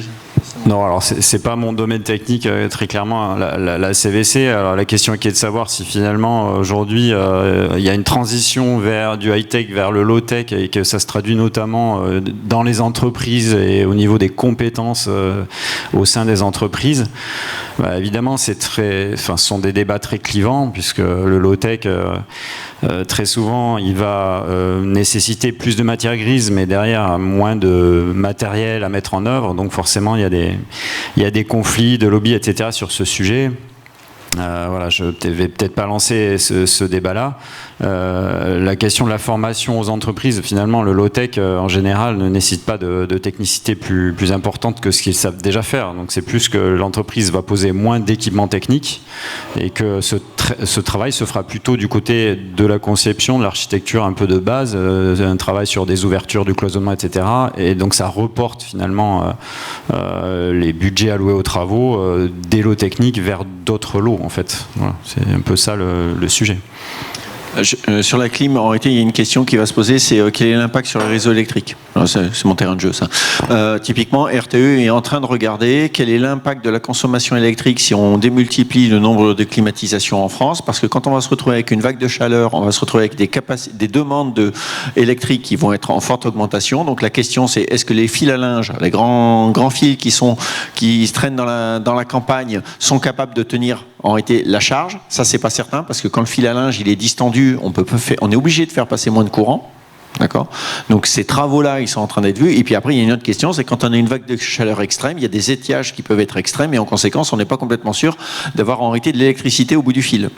Donc on peut s'amuser à mettre de la climatisation partout, mais si les câbles ne sont pas capables de tenir la charge, on n'aura pas de climatisation. Et si les centrales nucléaires, plus les autres trucs, ne sont pas capables de produire suffisamment d'électrique, on n'aura pas de climatisation non plus. Donc en réalité, c'est bien de mettre de la climatisation, mais enfin c'est l'ultra dernier recours, et en réalité la climatisation, on devrait la faire non pas de manière individuelle, mais de manière beaucoup plus collective. Donc typiquement, si on fait des îlots de fraîcheur qui sont partagés, mutualisés, etc., qui sont un dernier recours et qu'on met vraiment en ultime solution, là la climatisation est potentiellement un truc pas complètement stupide. Mais pour le coup, il faudrait déjà s'organiser. Et là, pour pouvoir le faire, on a besoin de monter en compétences et on a besoin de tous collaborer. Tu veux compléter ? Oui, je voulais juste préciser, CVC, c'est chauffage, ventilation, climatisation. Comme ça, on a tous la même info. Et pour répondre à la question sur la complexité des systèmes techniques, ce qu'on a vu là sur les 3 dernières années avec la crise ukrainienne, les enjeux autour de la disponibilité nucléaire, etc., qui ont fait que les entreprises se sont réintéressées à leur facture énergétique, c'est qu'en fait elles avaient des systèmes de gestion de l'énergie au sein des bâtiments qui étaient très complexes, qui ont été mis en place à un moment donné. Au moment où ils ont été mis en place, ils ont été bien réglés. Il y avait quelqu'un qui savait s'en servir. Et puis quelqu'un qui savait s'en servir a changé de poste, il n'a peut-être pas été remplacé, etc. L'information s'est perdue. Et donc en fait, les systèmes très complexes, s'il n'y a pas la compétence à côté, c'est super compliqué. Et il y a eu beaucoup d'économies d'énergie qui ont été faites sur les 2 dernières années, juste parce que les entreprises se sont... En fait, elles ont réouvert le capot de ce qu'elles avaient comme système technique pour gérer leur bâtiment, et elles se sont dit « Oh, mais en fait, on peut faire plein d'économies juste en réglant les choses ». Et donc je pense que, alors c'est pas pour remettre une pièce dans le débat low-tech, mais il y a quand même quelque chose autour de la complexité du système, et quand on met en place un système complexe, comment on s'assure que derrière on a les capacités, mais sur la durée de vie du système, pour pouvoir le gérer. Et plus on met d'objets, comme ça je vais commencer à attaquer, plus on met d'objets, plus en réalité il est difficile de maintenir la quantité d'objets qui sont fonctionnels. Exemple, les pistes d'aéroport, il y a toujours une ampoule qui est grillée, tout simplement parce que le temps qu'ils changent toutes les ampoules qui étaient grillées, il y en a une qui est de nouveau grillée. Vous mettez des objets connectés et vous avez exactement le même problème, il y en a toujours un qui déconne. Pour revenir sur la question de l'IA, en réalité, est-ce qu'on peut le faire ? La réponse c'est oui, complètement, pas de problème. On peut mettre des objets connectés partout pour ouvrir, machin. Bon, on peut aussi être un peu moins flemmard, et plutôt que l'automatiser, on peut le faire par nous-mêmes. Parce que si demain on n'a pas de courant ou on n'en a pas beaucoup, la question c'est: je pilote mes volets par une IA ou j'ai de la climatisation? C'est ça potentiellement la vraie question qu'il faut qu'on se pose. Donc on peut le faire techniquement, il n'y a même pas besoin d'IA, de l'algorithme de base. Par contre la question c'est est-ce qu'on le veut? est-ce que c'est malin de le faire? En termes d'allocation de ressources, est-ce que c'est malin de le faire? Est-ce que c'est plus malin d'éduquer quelqu'un qui, quand il n'y aura pas de courant, saura quand même fermer les volets, tout ça, et ventiler, versus je délègue mon intelligence à un truc qui potentiellement va tomber en panne parce qu'il n'y aura pas de courant? Et je crois que le sujet, il est plus là. Moi, j'ai un petit conflit d'intérêts, hein, mais ça... Puis si je peux rajouter, je pense que l'IA, si on l'utilise, c'est peut-être pour faire des choses qu'on n'arrive pas à faire, que des choses qu'on pourrait très bien faire et qu'on a su faire depuis très longtemps, quoi.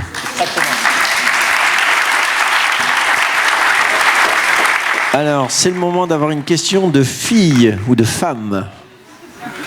Ah, au fond, il y en a une qui a l'air très motivée. Une question qui ne sera pas posée par une intelligence artificielle, donc. Ah, pardon. Alors, on démarre ChatGPT pour essayer de comprendre la question.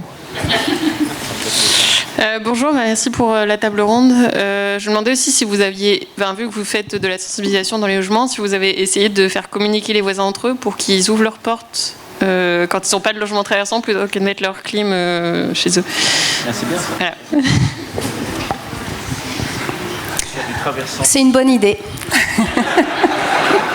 Très bonne idée. Non, mais ça veut dire que développer la coopération entre les personnes, c'est super pour créer du traversant, ouais. Oui, tout Parce à fait. qu'une des options, ça pourrait être on réaménage l'étage pour créer que des appartements traversants, et puis on peut aussi simplement collaborer Ouais. et se parler entre voisins, un truc horrible. Mais ça me fait rebondir, c'est une super idée.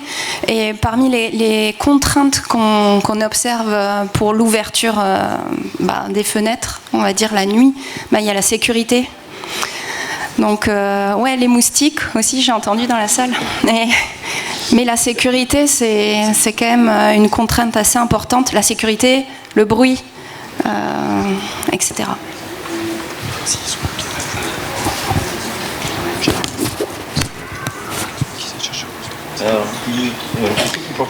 C'est qui le porte-micro? Je peux faire une question intermédiaire le temps que tu transmettes le micro. C'était une question pour Alban. Sur quelle base sont calculés les besoins de climatisation? Et après, il y avait une autre question un peu similaire d'un étudiant en géographie et aménagement qui voudrait savoir si leurs travaux sont écoutés. Est-ce que vous utilisez à l'ADEME les données de l'INSEE, les températures de surface et les zones climatiques locales? Est-ce que c'est une bonne approche? Alors, sur quelle base sont calculés les besoins en climatisation? On a un modèle. J'invite cet étudiant à me contacter si ça l'intéresse. On a un modèle qui calcule les besoins de climatisation qui s'appelle MICO et qui est disponible. En fait, on est créatif sur les noms des modèles parce qu'il faut. Et donc c'est l'idée quand on développe des modèles, quand la puissance publique développe des modèles, c'est qu'on peut les rendre disponibles. Donc ils peuvent être utilisés par des étudiants, par des thésards, etc. Donc il faut pas hésiter à nous contacter pour en savoir plus. Et je suis pas sûre d'avoir compris la question sur l'INSEE et les zones climatiques. Oui, bien sûr qu'on utilise les données INSEE, mais il ne me semble pas que ce soit l'INSEE qui produise les zones climatiques. Donc je vais faire la réponse en deux temps. Oui, on utilise les données de l'INSEE, bien sûr. Toutes les données notamment de projection de population. Oui, on réfléchit aussi en dehors des données de l'INSEE parce que l'INSEE fait des projections, nous on fait de la prospective. C'est pas la même chose. La projection, ça poursuit des tendances. Donc si on fait une projection de la population, la répartition de la population sur le territoire français et qu'on poursuit les tendances des 30 dernières années, on arrive tous sur les littoraux et dans les 12 métropoles régionales. C'est un futur possible, c'est pas le seul. Donc nous on fait de la prospective, on essaye de réfléchir à quels pourraient être les autres futurs possibles de l'aménagement du territoire. Et sur les zones climatiques, je ne sais pas si votre question fait référence aux zones climatiques de la RE 2020, donc au cas où je réponds de cette manière-là. En fait, la réglementation définit des zones climatiques différentes où du coup on ne fait pas les mêmes calculs parce que dans le nord on n'a pas le même climat que dans le sud. Un des enjeux pour les années à venir, ça va être de faire évoluer ces zones climatiques en prenant en compte le changement climatique. Donc là, pour le moment, on a des zones climatiques qui sont définies. On a 3 grandes zones climatiques en France. Et puis, dans les années à venir, ça va être de la R&D pour les faire évoluer. Parce que c'est pas parce qu'on a le même climat que son voisin aujourd'hui au sein d'une zone qu'on aura le même climat demain. Bonjour, je vais me faire des copains, notamment le conférencier, qui a dit l'été il y aura à l'étiage, le nucléaire aura plus de problèmes pour fournir.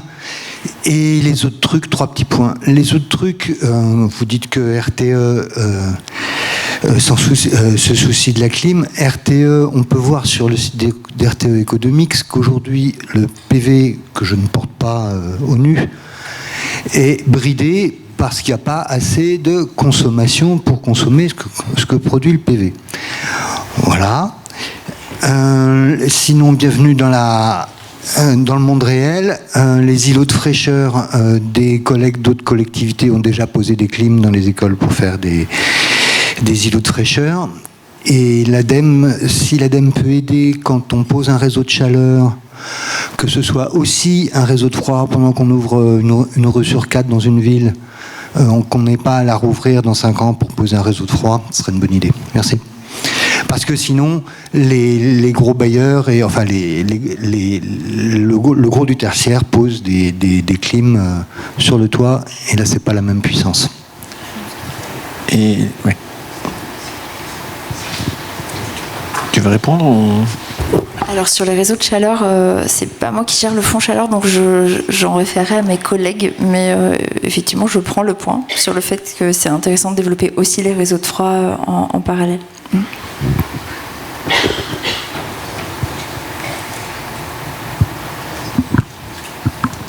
Bonjour, moi je voulais savoir comment vous prenez en compte si jamais il y a des questions d'exode des villes vers les campagnes par rapport à la construction des logements, parce que à Lyon quand il fera 50 degrés, enfin à Paris, est-ce que les gens ne vont pas tous se déplacer?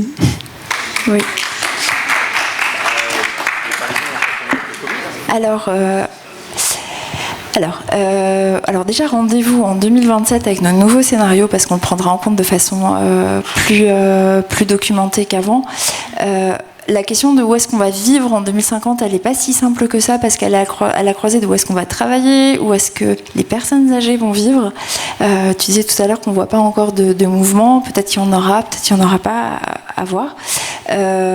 Où est-ce qu'il y aura des disponibilités en eau, etc. Donc on va essayer de mettre tout ça dans une réflexion pour projeter des France différentes en 2050 et prendre en compte aussi les temporalité associée à ces mouvements, parce que la métropolisation, elle s'est faite sur 30 ans, et c'est très difficile d'imaginer des temporalités qui soient très rapides sur des sujets comme les choix d'implantation des lieux où on vit. Ce qu'on va également faire, c'est réfléchir aux besoins en logement à l'échelle des bassins d'emploi pour essayer de voir si les besoins de logement se déplacent. Quand on regarde à l'échelle de la France, on se dit on a assez de logements, mais si on commence à regarder bassin d'emploi par bassin d'emploi, si on a certains bassins d'emploi... Alors, le bassin d'emploi, excusez-moi, c'est la France divisée en 300, à peu près. C'est pas dit qu'il y ait certains bassins d'emploi, il n'y a pas des besoins ponctuels de construction parce qu'il y a des mouvements de population et puis d'autres où on crée de la vacance. Donc tout ceci, rendez-vous dans 2 ans pour les résultats. Un petit complément par rapport à ton 50 degrés. Il faut bien qu'on comprenne, quand on mesure la température, c'est à 2 mètres dans un endroit qui est ventilé et qui est bien à l'ombre. Donc dit autrement, c'est l'endroit où il fait le plus frais. Pour faire simple. Donc aujourd'hui, on ne connaît pas ces températures-là. Quand on se retrouve en ville, on se retrouve avec du 7, 8, voire 10 degrés à Paris, en plus de cette température ambiante qui est à X degrés. D'accord ? Et ça, on le perçoit très très mal. C'est-à-dire qu'on ne comprend pas aujourd'hui que quand il fait 28 degrés, le capot de la voiture, il est à 70. Voilà. Ou le bitume, il est à 60. Et donc quand on parle de 50 degrés ou 49, en réalité, le reste a monté à une température beaucoup plus importante. Typiquement, à ces températures-là, vous pouvez avoir quelqu'un qui traverse la rue, qui fait un malaise et qui est brûlé au 3e degré parce que le bitume est tellement chaud, comme il a fait un malaise, il est brûlé. Et ça, c'est pas demain, hein, ça, c'est déjà arrivé aux États-Unis. Et dans le côté, je m'adapte au changement climatique et j'adapte le bâti au changement climatique, il y a la compréhension de c'est quoi une température. Allez, une dernière question. Non, c'est ça. Il y a eu pas mal d'intérêt sur la végétalisation des quartiers, le rendre obligatoire dans les permis de construire par exemple, végétaliser les façades, végétaliser les quartiers. Est-ce qu'il peut y avoir un plan Marshall de la végétalisation des villes? Végétaliser Montpellier, sa nouvelle place. Qu'est-ce que... Alors, peut-être là, pour le coup, la végétalisation, ça marche dans certains cas, ça marche pas dans d'autres cas. Et malheureusement, c'est pas mon domaine de compétence. Donc, il faudrait aller voir sur le site internet du programme Profil. Le CSTB a fait tout un travail sur la végétalisation. Donc, si vous rentrez tous ces mots-clés dans un rapport, dans un moteur de recherche, vous devriez y trouver. Mais en fait, c'est un peu la difficulté, c'est qu'à chaque fois qu'on nous demande est-ce que cette solution est bonne, on répond tout le temps ça dépend. Donc, ça dépend, et donc il faut bien utiliser le bon outil au bon endroit. Si je peux compléter, donc la végétalisation c'est bien en tant qu'opérateur immobilier. Quand on construit du neuf, ce qui est important aussi, c'est d'éviter de porter atteinte à la végétalisation qui est déjà là. Parce que la végétalisation qu'on va planter, l'arbre qu'on va planter, ça va être un jeune arbre qui aura plus de difficultés à pousser et qui nous apportera tous les services écosystémiques qu'il peut apporter, notamment le rafraîchissement, que dans, 10, 15 ans, même voire plus. Donc, faites attention si vous êtes opérateur, si vous allez, même chez vous, couper un arbre de 50 ans et le remplacer par un arbre qui a à peine 3 ans, voilà, on n'aura pas vraiment la même portée. Et la végétalisation, c'est tous les écosystèmes, c'est toute la surface de la ville.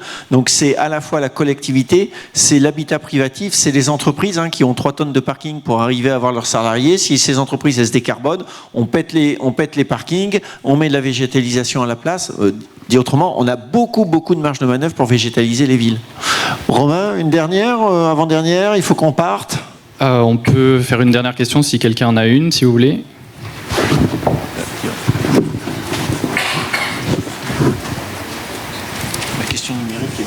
Merci. J'avais une question sur le recyclage d'eau usée. Est-ce que c'est quelque chose que vous faites déjà? Est-ce que vous avez des références du quartier où ça a été fait? Alors, on commence et c'est pas facile parce que donc là on le fait sur des bâtiments existants, on est plutôt en stade étude et on a du mal à trouver les compétences aussi pour réaliser ces études. Sur le neuf, peut-être que ça c'est peut-être plus facile et j'ai pas en tête nos retours d'expérience, mais je pourrais regarder parce que je pense que c'est fait, notamment je ne veux pas dire de bêtises, mais le village des athlètes à Saint-Ouen, il me semble qu'il intègre ce type de dispositif. Mais vraiment sur l'existant, c'est pas facile. Manque de compétences et aussi acculturation des locataires. Des usagers du bâtiment, parce que quand on va recycler les eaux usées, il y a aussi des choses à pas faire, notamment tout ce qui va être nettoyage avec des produits chimiques, etc. Parce que le traitement va se faire de manière... il y a plusieurs façons de retraiter les eaux, mais principalement de manière bactériologique. Et vous frappez à la porte des écoles pour dire « Coucou, on a besoin de ces compétences-là » et on n'en trouve pas ou pas?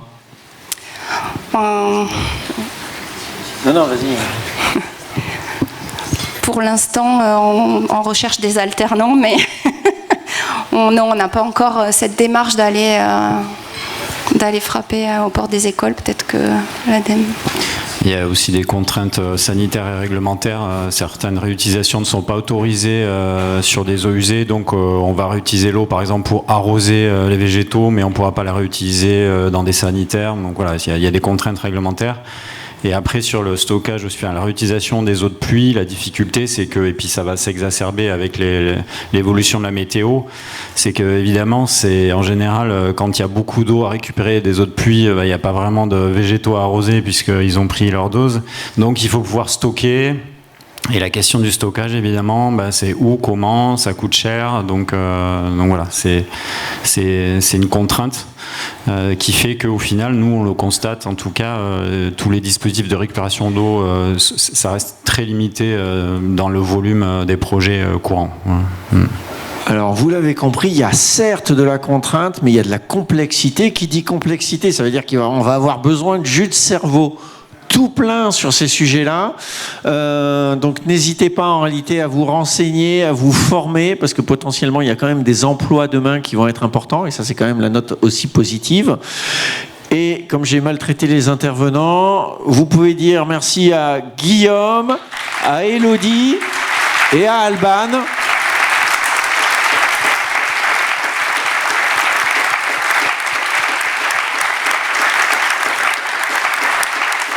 Et je vous invite à un spécial 5 pour l'ADEME qui souffre en ce moment.